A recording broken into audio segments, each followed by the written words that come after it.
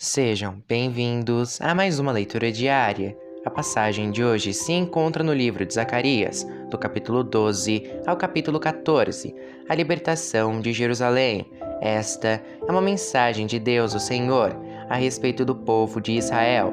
O Senhor, que estendeu os céus, firmou a terra e deu vida a todos, diz: Eu vou fazer com que Jerusalém seja como um copo de vinho para todos os povos vizinhos. Eles beberão e ficarão bêbados. Quando eles atacarem Jerusalém, atacarão também as outras cidades de Judá. Mas naquele dia eu farei com que Jerusalém seja como uma pedra pesada para todos os povos. Quem tentar levantá-la ficará gravemente ferido, e todas as nações do mundo se juntarão para atacar a cidade de Jerusalém. Mas naquele dia farei com que os cavalos fiquem assustados, e com que os soldados da cavalaria fiquem loucos.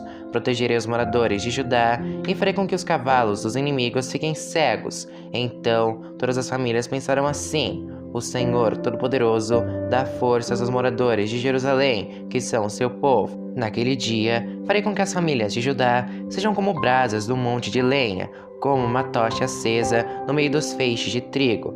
Elas destruirão todas as nações que estão ao seu redor, e o povo de Jerusalém viverá seguro na cidade. Eu, Senhor, darei a vitória primeiro aos exércitos de Judá, a fim de que a honra que os descendentes de Davi e os moradores de Jerusalém vão receber não seja maior do que a honra que será dada aos outros moradores de Judá. Naquele dia, eu protegerei os moradores de Jerusalém. Os mais fracos entre eles serão tão fortes como o rei Davi, e os descendentes de Davi irão na frente deles como o anjo do Senhor, como o próprio Deus. Naquele dia, destruirei qualquer nação que atacar Jerusalém. Naquele dia, espalharei o espírito de bondade e de oração sobre os descendentes de Davi e sobre os outros moradores de Jerusalém. Eles olharão para aquele a quem atravessaram com lança e chorarão a sua morte, como quem chora a morte do filho único.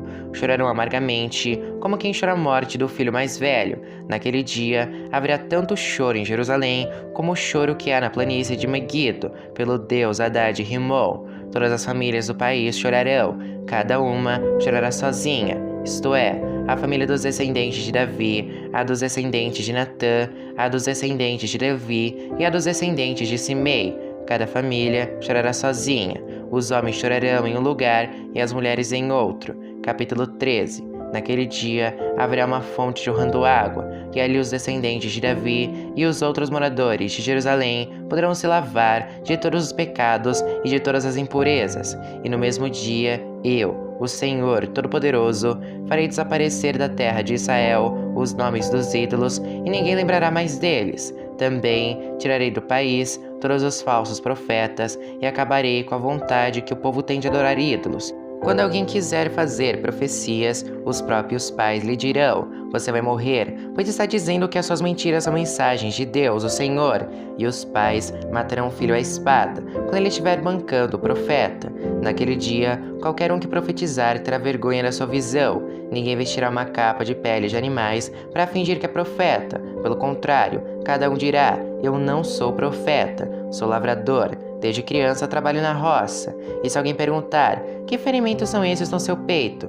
Ele responderá: são os ferimentos que recebi na casa dos meus amigos. A ordem para matar o pastor. O Senhor Todo-Poderoso diz: levante-se espada e ataque o meu pastor, ataque o meu ajudante, mate o pastor e as ovelhas serão espalhadas, e eu mesmo atacarei os carneirinhos. Dos moradores de Israel, 2/3 morrerão, só 1/3 sobrará com vida, e estes que sobrarem eu farei passar pelo fogo. Eu os purificarei como se purifica a prata, e os refinarei como se refina o ouro. Aí eles orarão a mim, e eu os atenderei. Direi: vocês são meu povo. E eles responderão: o Senhor é o nosso Deus. Capítulo 14. O Senhor, o Rei do mundo. E está chegando o dia em que o Senhor Deus julgará as nações. Então a cidade de Jerusalém será conquistada, e os inimigos repartirão entre si tudo o que encontrarem nela. O Senhor ajuntará todas as nações para atacarem Jerusalém.